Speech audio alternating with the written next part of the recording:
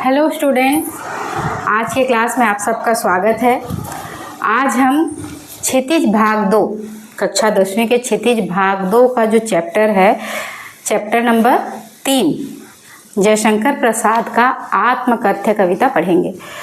आप लोग जानते हैं कि जयशंकर प्रसाद का जन्म 1889 में हुआ था और इनकी मृत्यु हुई थी 1937 में। जयशंकर प्रसाद मूलतः कवि के साथ साथ इतिहासकार भी थे और साथ ही उन्होंने गद्य लेखन पर भी अपनी कलम चलाई है। तो आप जानते हैं कि जयशंकर प्रसाद प्रकृति प्रेम और देश प्रेम दोनों ही उनमें था। प्रकृति प्रेम पर उन्होंने बहुत कुछ लिखा है, देश प्रेम पर भी उन्होंने कविता लिखा है और ज़्यादातर इनकी जो रुचि थी वो इतिहास और आलोचना में रही। तो इन्होंने लिखा है, आपका सबसे प्रसिद्ध इनका ग्रंथ है कामायनी, आंसू, लहर, और फिर इनके कुछ गद्य हैं जो कि अजातशत्रु, चंद्रगुप्त, स्कंदगुप्त, इरावती आदि। तो एक प्रेमचंद के संपादन में हंस नामक पत्रिका पर एक आत्मकथा विशेषांक निकलना था। तो जयशंकर प्रसाद के मित्रों ने उनसे कहा कि आप भी अपनी आत्मकथा लिख लें। जयशंकर प्रसाद इस बात से राजी नहीं थे। वो आत्मकथा अपने लिखना नहीं चाहते थे क्योंकि वो अपने जीवन की जो भी बुरी परिस्थिति थी या दुख था उसको किसी के सामने लाना नहीं चाहते थे, दिखाना नहीं चाहते थे। उसी से उपज में आत्मकथा, आप लोग जानते हैं कि आत्मकथा गद्य लेखन है, लेकिन उसके उपज में ही उन्होंने आत्मकथ्य नामक कविता लिखी है और उसमें उनके जीवन की यथार्थ और जो कुछ भी अभाव था वो उसके बारे में उन्होंने उस कविता में लिखी है। आप लोग जानते हैं कि आत्मकथा हम स्वयं लिखते हैं और आत्मकथा में जीवन की अच्छी बुरी सभी घटनाओं को सत्यता के साथ लिखना होता है। तो वो कह रहे हैं कि मधुप गुनगुना कर कह जाता है कौन कहानी यह अपनी, मुरझा कर गिर रही पत्तियां देखो कितनी आज घनी। जब वो आत्मकथा लिखने की सोचते हैं तब वो कहते हैं, वो भंवरे को माध्यम बनाकर कह रहे हैं कि ये जो भंवरा है जो कि फूलों पर गुनगुनाते हुए अपनी कथा कहता है, वैसे ही अपनी ही कथा कौन कहता है। और जब वो आत्मकथा लिखने बैठते हैं ना तो उनको अपनी भूली बिसरी पुरानी यादें याद आ जाती हैं। वो कह रही हैं कि मुरझा कर कई पत्तियां जो हैं आज बड़ी घनी गिर रही हैं, मतलब पुरानी यादों की जो पत्तियां हैं वो मुरझा कर आज गिर रही हैं। इस गंभीर अनंत नीलिमा के असंख्य जीवन इतिहास यह लोग करते ही रहते हैं अपना व्यंग मलिन उपहास। जब वो आत्मकथा लिखने बैठते हैं तो उनको वो सारी बातें याद आती हैं जो इनको याद नहीं करना होता है, मतलब इतिहास में जो बीत चुका है उनके जीवन में या उनके जीवन की वो समय जिसमें वो निराश थे या दुखी थे, वो समय उनको याद आता है। वो कह रहे हैं कि ये गंभीर अनंत नीलिमा, जैसे आकाश अनंत है वैसे ही उनके जीवन का इतिहास भी अनंत है। और कह रहे हैं कि ऐसे ही अपना व्यंग मलिन, अपना ही उपहास उड़ाना। आत्मकथा लिखने से क्या होता है, हम अपनी आत्मकथा लिखते हैं या किसी की भी आत्मकथा पढ़ते हैं ना लोग, तो उनके जीवन की कमियों के बारे में जब जान जाते हैं तो वो उनका उपहास उड़ाते हैं, मतलब उनका मजाक बनाते हैं। तो इसलिए कह रहे हैं कि अपनी ही उपहास कौन उड़ाता है, व्यंग मलिन उपहास। यह भी कहते हो कह डालूं दुर्बलता अपनी बीती, तुम सुनकर सुख पाओगे देखोगे यह गागर रीति।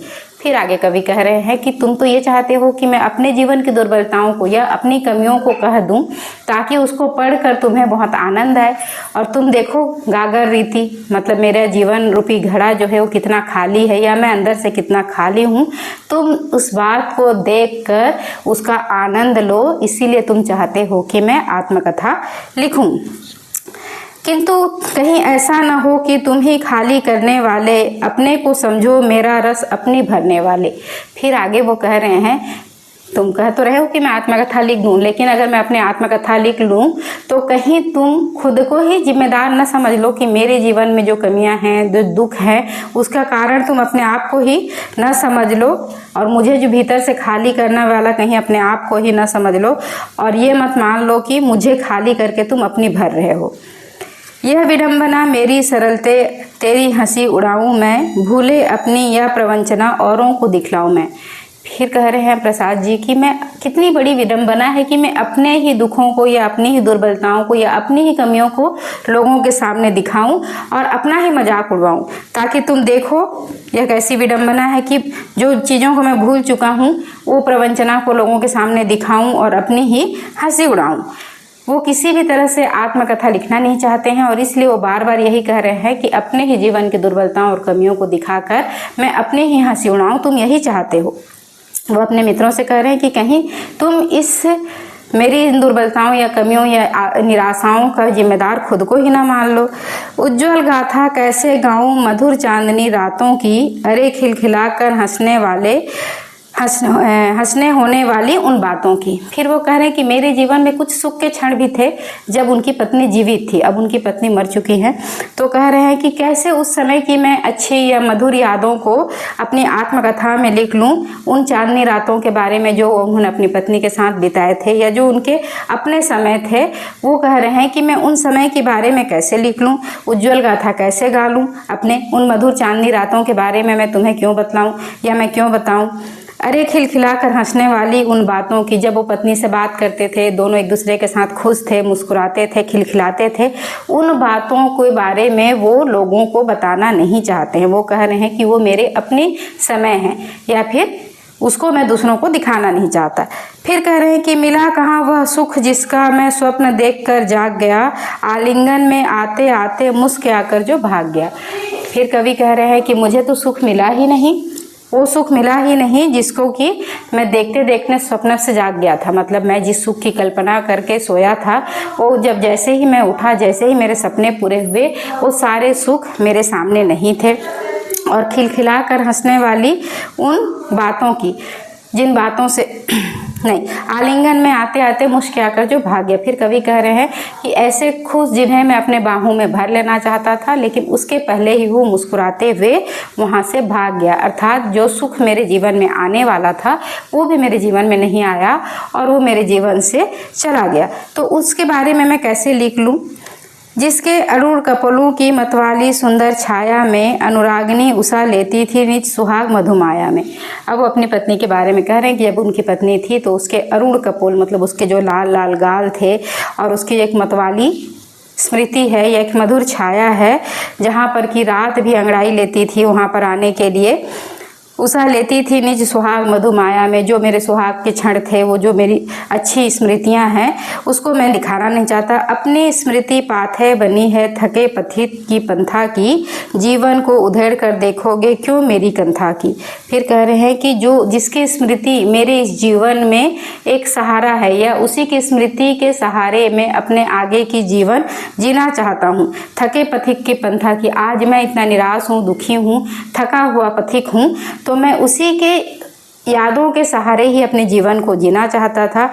तो तुम क्या जीवन को उधेड़ कर देखोगे क्यों मेरी कंथा की। मेरा जो कंथा है या मेरा जो बिस्तर है, उसके जो सिलाई है, उसको उधेड़ कर तुम देखना चाहते हो। अर्थात मेरे अंदर में जो दुखों को मैंने छुपा कर रखा है और जिन स्मृतियों के सहारे मैं अपने जीवन को जीना चाहता हूँ, तुम उसे क्यों उधेड़ कर देखना चाहते हो।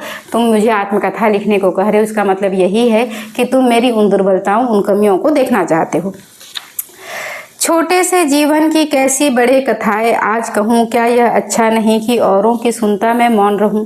फिर निराला कह रहे हैं कि मेरा छोटा सा जीवन है, साधारण सा इंसान हूँ, जीवन में बहुत सारे दुख हैं, तो मेरे जो सिंपल सा मेरा जीवन है या जो सामान्य सा साधारण सा मेरा जीवन है, उसकी कथाओं को मैं आज कैसे कह दूँ, उसकी बड़ी बड़ी कथाएं कैसे लिख दूँ।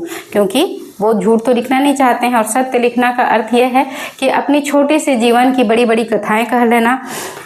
और वो कह रहे हैं कि छोटे से जीवन की कैसी बड़ी कथाएं आज कहूँ, क्या इससे अच्छा ये नहीं है कि मैं औरों की सुनता और मौन रहूँ। इससे तो अच्छा है कि मैं औरों की सुनूं और अपना मौन रहूँ। मतलब मेरे जीवन में ऐसी कोई बहुत बड़ी घटना नहीं है जिसको कि मैं लोगों को वो दिखाना चाहूँगा। जीवन में बहुत सारी दुर्बलताएं हैं, कमियां हैं, दुख है, निराशा है, और उसको कवि किसी भी तरह से दिखाना नहीं चाहते, क्योंकि कवि को पता है कि लोग लोगों की आत्मकथा पढ़ते हैं और फिर उनका मजाक उड़ाते हैं, तो वो ये चीज़ नहीं चाहते हैं। वो कहते हैं कि सुनकर क्या तुम भला करोगे मेरी भोली आत्मकथा, अभी समय भी नहीं है थकी सोई है मेरी मौन बथा।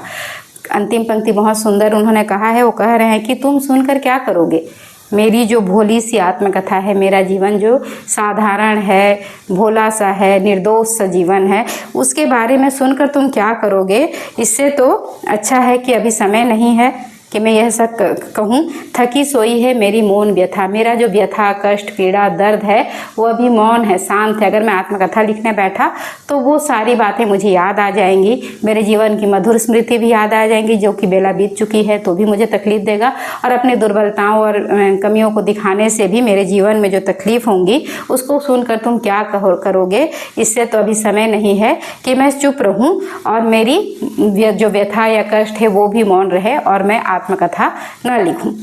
जब उनके मित्रों ने उनको आत्मकथा लिखने के लिए बहुत ज़्यादा कहा, तब उन्होंने ये आत्मकथा कविता लिखकर वो कह रहे हैं कि मेरी आत्मकथा सुनकर तुम क्या करोगे। लोगों की आत्मकथा सुनकर दूसरे लोग जो उनके जीवन के बारे में जान जाते हैं ना, तो वो उनका मजाक उड़ाते हैं। इसलिए जयशंकर प्रसाद किसी भी परिस्थिति में आत्मकथा लिखने को राजी नहीं है।